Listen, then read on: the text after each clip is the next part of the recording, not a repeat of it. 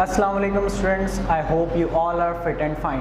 सो आज हम English institute की तरफ से एक ऑनलाइन लेक्चर सीरीज़ का आगाज़ करने वाले हैं। तो I am your chemistry teacher Abdullah कायम खानी। और केमिस्ट्री स्टार्ट करने से पहले मैं आप लोगों से कहना चाहता हूँ कि बहुत से बच्चे जो है ये सोचते हैं कि केमिस्ट्री बहुत डिफ़िकल्ट सब्जेक्ट है, बहुत बोरिंग सब्जेक्ट है, लेकिन ऐसा बिल्कुल भी नहीं है। केमिस्ट्री में आपको रट्टे मारने की कोई ज़रूरत नहीं है। हम जिस तरीके से पढ़ेंगे ये बहुत ही कॉन्सेप्चुअल जो है ना सब्जेक्ट होता है, तो इसमें आपको रट्टे मारने की ज़रूरत नहीं है, सिर्फ आपको अपने कॉन्सेप्ट्स क्लियर रखने हैं। एंड टुगेदर हम इसे बहुत अच्छी तरीके से पढ़ेंगे and I will make it fun for you, I will make it easy for you. So हम केमिस्ट्री का चैप्टर नंबर 9th क्लास का चैप्टर नंबर 1 स्टार्ट करने वाले हैं, जो कि है फंडामेंटल्स ऑफ केमिस्ट्री। यानी कि हम स्टार्ट करेंगे बिल्कुल बेसिक से, और सबसे बेसिक में आती है डेफिनेशन, केमिस्ट्री की डेफिनेशन। हम सबसे पहले देखेंगे कि केमिस्ट्री है क्या, फिर आगे चल के हम उसके बारे में डिटेल में पढ़ेंगे। So chemistry is the branch of science that deals with the properties, composition and structure of matter. It also deals with the changes involved in matter. तो केमिस्ट्री की डेफिनेशन में दो पार्ट्स आते हैं। सबसे पहले पार्ट में हम क्या स्टडी करते हैं, ब्रांच ऑफ साइंस है जिसके बारे में हम पढ़ते हैं मैटर के बारे में, मैटर की प्रॉपर्टीज़, मैटर की कॉम्पोजिशन और मैटर का स्ट्रक्चर। अब ये चीज़ें होती क्या हैं उसको हम पढ़ते हैं, लेकिन सबसे पहले हम वर्ड साइंस के बारे में देखते हैं कि साइंस का मतलब क्या होता है। साइंस का मतलब होता है जानना, किसी भी चीज़ के बारे में जानना। Science means to know. अब केमिस्ट्री क्या है? Chemistry is all about matter. Chemistry जो है वो टोटली डिपेंड करती है मैटर के ऊपर। अच्छा जी, मैटर क्या है? हर वो चीज़ दुनिया में जो वज़न रखे और जगह घेरे वो है matter. Anything which occupy some space and have some mass is called matter. अच्छा जी, दुनिया में दो तरह की चीज़ें होती हैं ना, एक तो मैटर और दूसरा एनर्जी। हर वो चीज़ जो वज़न रखती है और जगह घेरे वो मैटर है, और इसका बिल्कुल अपोजिट जो जिसका ना तो वज़न हो ना ही वो जगह घेरे वो क्या है? एनर्जी।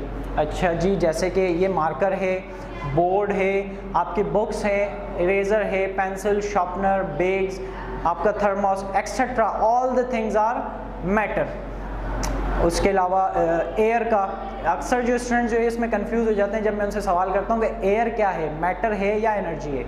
तो मोस्टली स्टूडेंट्स जो है मुझे आंसर करते हैं कि एयर एनर्जी है, क्योंकि ना तो वो वज़न रखती है ना जगह घेरती है। लेकिन ये बात गलत है, क्योंकि एयर का वज़न भी होता है और वो जगह भी घेरती है। तो एयर क्या है? मैटर। अब भाई कैसे? तो वो देखते हैं।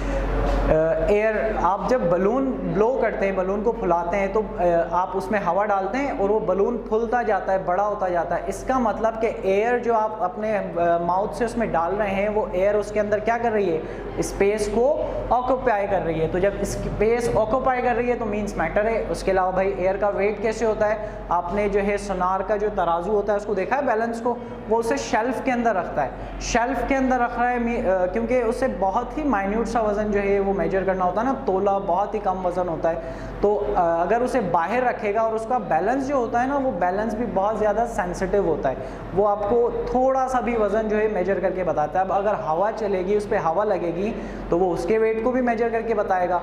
तो इसीलिए इस बात से हमें कंफर्म होता है कि एयर जो है वो मैटर है, क्योंकि वो स्पेस भी ऑक्यूपाई करती है और उसका कोई ना कोई मास भी होता है। अच्छा जी, फिर एनर्जी क्या है? लाइट। लाइट हमारे पास क्या है? एनर्जी है। लाइट का कोई वज़न भी नहीं होता और कोई जगह भी नहीं घेरती। अगर लाइट यहाँ बोर्ड पे है और मैं हाथ बीच में ले आता हूँ तो वो लाइट मेरे हाथ पे आ जाएगी, उसने बोर्ड पे कोई स्पेस ऑक्यूपाई नहीं किया हुआ। अगर मेरे हाथ के आगे भी कोई ऑब्जेक्ट आ जाएगा तो वो उस पर आ जाएगी, मीन्स कि लाइट ने कोई स्पेस ऑक्यूपाई नहीं किया हुआ और ना ही लाइट का कोई वेट होता है। ठीक है, तो मैटर क्लियर है? अच्छा जी, उसके बाद मैटर की हम केमिस्ट्री में हम स्टडी करते हैं मैटर की प्रॉपर्टीज़ के बारे में। मैटर की प्रॉपर्टीज़ क्या होती हैं? सिंपली खासियत। अब प्रॉपर्टीज़ जो है वो दो तरह की होती हैं, फिज़िकल प्रॉपर्टी और केमिकल प्रॉपर्टी। अच्छा जी, फिज़िकल प्रॉपर्टी क्या होती है?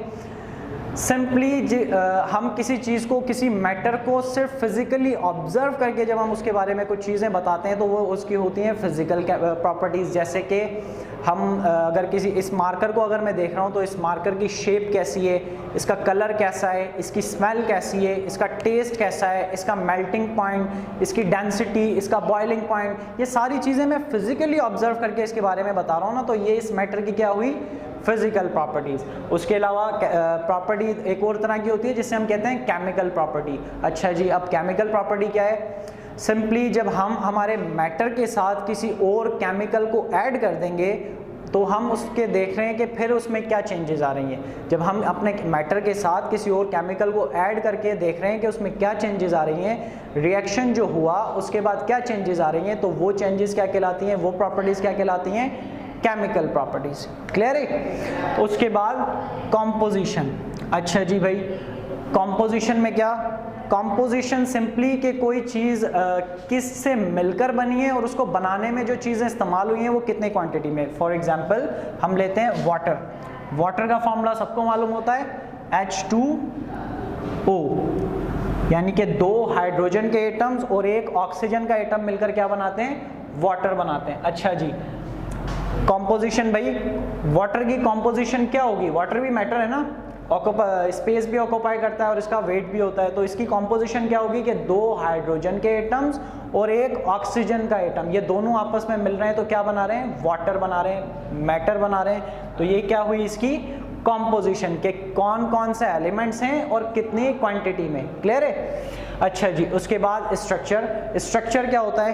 ये जो कंपोनेंट्स शामिल हुए हुए ये किस शेप में है, किस अरेंजमेंट में है, मैटर के अंदर किस तरह से अरेंज हुए हुए एटम्स, उसे हम क्या कहते हैं? स्ट्रक्चर कहते हैं। जैसे कि ये 1 ऑक्सीजन का एटम है, उसके साथ 2 हाइड्रोजन के एटम इस तरह थोड़े से नीचे की तरफ होकर अटैच हुए हुए होते हैं, तो ये सिंपली क्या है? वाटर का स्ट्रक्चर, मैटर का स्ट्रक्चर। तो branch of science that deals with the properties, composition and structure of matter. अच्छा जी, पहला पार्ट हमने पढ़ लिया। अब second part, it also deals with the changes involved in matter. अब मैटर में जो चेंजेस आती हैं उसके बारे में भी हम किस में पढ़ते हैं? केमिस्ट्री में पढ़ते हैं। ठीक है? जैसे कि मैटर की कितनी स्टेट्स होती हैं? 3, सॉलिड, लिक्विड और गैस। ये बेसिक स्टेट्स हैं, वैसे तो 5 होती हैं या ज़्यादा होती हैं, लेकिन हमें जो पढ़नी है बेसिक पढ़नी है। तो मैटर की 3 स्टेट्स होती हैं, सॉलिड, लिक्विड और गैस। अब मैटर जो है वो सॉलिड से लिक्विड में कैसे कन्वर्ट हो रहा है, लिक्विड से गैस में कैसे कन्वर्ट हो रहा है, या वाइस वर्सा, गैस से लिक्विड में कैसे चेंज हो रहा है, लिक्विड से सॉलिड में कैसे चेंज हो रहा है, ये सारी जो मैटर में चेंजेस आती हैं इसको हम किस में पढ़ते हैं? केमिस्ट्री में पढ़ते हैं। तो it was all about definition of chemistry, जिसे हमने बहुत ही डिटेल में पढ़ा है। अच्छा जी, उसके बाद हमारा आता है importance of chemistry in daily life. अगर हम केमिस्ट्री को हमारी डेली लाइफ से जोड़ दें ना, हमारी डेली लाइफ से हम उसमें एग्जांपल उठाएं, तो हमारे लिए केमिस्ट्री बहुत ही इजी हो जाती है, क्योंकि हमारे कॉन्सेप्ट्स, जो चीज़ें हम हमारी डेली रूटीन में कर रहे हैं, उनमें ही अगर हम केमिस्ट्री के कॉन्सेप्ट जोड़ दें तो फिर वो यहाँ से निकलते नहीं हैं। ठीक है? जैसे कि existence of water. Earth planet है जिसके ऊपर जो है लाइफ है, ओनली लाइफ जो है वो अर्थ पे। क्यों? क्योंकि यहाँ पे वाटर है हमारे पास, और वाटर जो है किसी भी लिविंग ऑर्गेनिज्म की बेसिक नीड होती है। अब वाटर का फार्मूला, वाटर का स्ट्रक्चर, उसके यूज़फुल होना, उसका हार्मफुल होना, उसमें बैक्टीरियाज वगैरह, इन सब चीज़ का हमें नॉलेज कहाँ से आई? केमिस्ट्री से। केमिस्ट्री ने हमें डिफरेंट वाटर के बारे में, डिफरेंट चीज़ों के बारे में बताया। उसके बाद chemical reactions in humans, animals and plants. हमारी बॉडी के अंदर, एनिमल्स की बॉडी के अंदर, प्लांट्स की बॉडी के अंदर जो केमिकल रिएक्शंस होते हैं, जैसे प्लांट्स में फोटोसिंथेसिस, जिसके थ्रू जो है वो अपना फूड बनाता है, वो भी एक केमिकल प्रोसेस है ना। केमिकल प्रोसेस है, इसलिए हम किस में स्टडी कर रहे हैं? केमिस्ट्री में स्टडी कर रहे हैं। ह्यूमंस और एनिमल्स में एक बेसिक सा डाइजेशन, जो आप फूड को ईट करते हो तो आपके माउथ से लेकर आपके स्टमक तक जो वो पूरा प्रोसेस हो रहा है डाइजेशन का, वो एक केमिकल प्रोसेस है। आपके पेट में भी तो एसिड होता है, तो ये सारे, वो भी तो एक केमिकल है। तो ये सारी चीज़ें हम किस में स्टडी करते हैं? केमिस्ट्री में स्टडी करते हैं। हमें इसकी नॉलेज किसने दी? केमिस्ट्री ने दी। उसके अलावा कुकिंग है, ईटिंग है, डाइजेशन ऑफ फूड। आप जो खाना बनाते हो, डिफरेंट चीज़ें आप एक बर्तन में डालकर उसे हीट कर रहे हो, पका रहे हो, हीट कर रहे हो, मीन्स एनर्जी दे रहे हो। हमें हर केमिकल रिएक्शन के लिए कोई ना कोई एनर्जी की ज़रूरत होती है, ऐसा ही है ना। तो कुकिंग जो आप कर रहे हो, डिफरेंट जो है मसाले वगैरह हर चीज़ आप उसमें डालकर छोड़ रहे हो, उसे हीट कर रहे हो, तो वो भी तो केमिकल रिएक्शन हो रहा है ना, कि सब चीज़ों का जायका, टेस्ट, उनकी प्रॉपर्टीज एक चीज़ के अंदर आ जाती हैं, या सब मिलकर कुछ एक नई चीज़ बना रहे हैं। तो कुकिंग भी क्या है? हमारे पास एक केमिकल प्रोसेस है।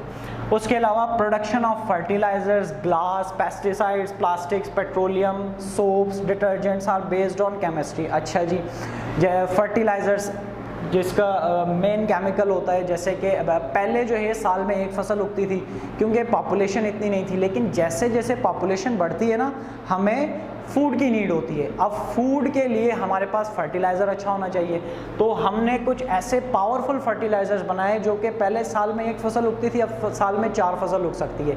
क्यों? हमारी बेसिक नीड है फूड। उसके अलावा ग्लास, आपको डिफरेंट क्वालिटी के डिफरेंट टाइप्स के ग्लास मिलेंगे, वो भी तो केमिकल रिएक्शन से बन रहा है, तो वो हमारी डेली लाइफ का काम है ना, ग्लास। उसके अलावा प्लास्टिक्स, आपको ऐसे इको फ्रेंडली प्लास्टिक्स भी मिलेंगे, कुछ हार्मफुल भी होते हैं, वो भी केमिकल रिएक्शन के थ्रू बनते हैं, लेकिन उसके बारे में हमें सारी नॉलेज किसने दी? केमिस्ट्री ने। उसके अलावा पेट्रोलियम प्रोडक्ट्स सिंपली आपके फ्यूल्स जो होते हैं, जैसे कि पेट्रोल है, डीजल है, CNG वगैरह, ये सारी चीज़ें पेट्रोलियम प्रोडक्ट्स होती हैं। और सोप्स एंड डिटर्जेंट्स, हमारे जो डिफरेंट सोप्स हमारे पास आती हैं, डिटर्जेंट, सर्फ वगैरह जो हमारे पास आते हैं, वो भी तो केमिकल्स होते हैं और उनको बनाने के लिए केमिकल रिएक्शंस की ज़रूरत होती है, और वो केमिकल रिएक्शंस हमने किस में स्टडी किए? केमिस्ट्री में स्टडी किए। अच्छा जी, उसके अलावा डिजीज़ थ्रू इम्प्योर वाटर, हम जो गंदा पानी, हमें नहीं पता कि हम पानी को कैसे साफ़ कर, पहले अगर नहीं पता था कि पानी को कैसे साफ़ करना है, क्या करना है, तो हमें केमिस्ट्री ने जो है एक नॉलेज दी ना कि पानी को बॉयल किया जाए, उसे चेक किया जाए। डिफरेंट ब्रांचेज़ हैं केमिस्ट्री की, जिसके थ्रू हम जो है ये सारे प्रोसेस करते हैं कि चेक करते हैं कि वाटर प्योर कौन सा है, इम्प्योर कौन सा है। प्योर जो होता है उसमें मिनरल्स की कितनी क्वांटिटी होनी चाहिए, उसमें क्या क्या चीज़ें होनी चाहिए, तो ये सारी चीज़ें हमें किससे पता चली? केमिस्ट्री से पता चली। इम्प्योर वाटर से जो डिजीज़ होती हैं उसका भी हमें डिजीज़ का किससे पता चला? केमिस्ट्री से ही पता चला।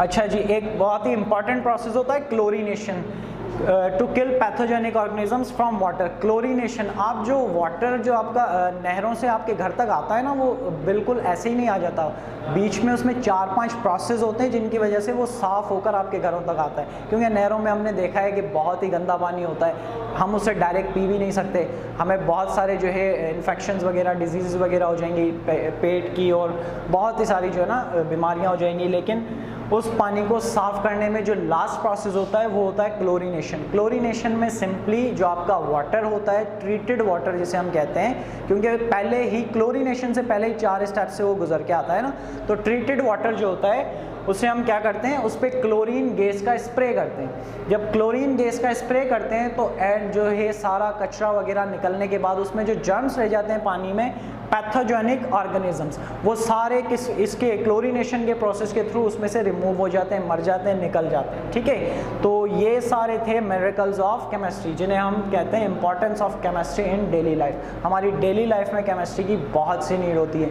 ठीक है, थैंक यू।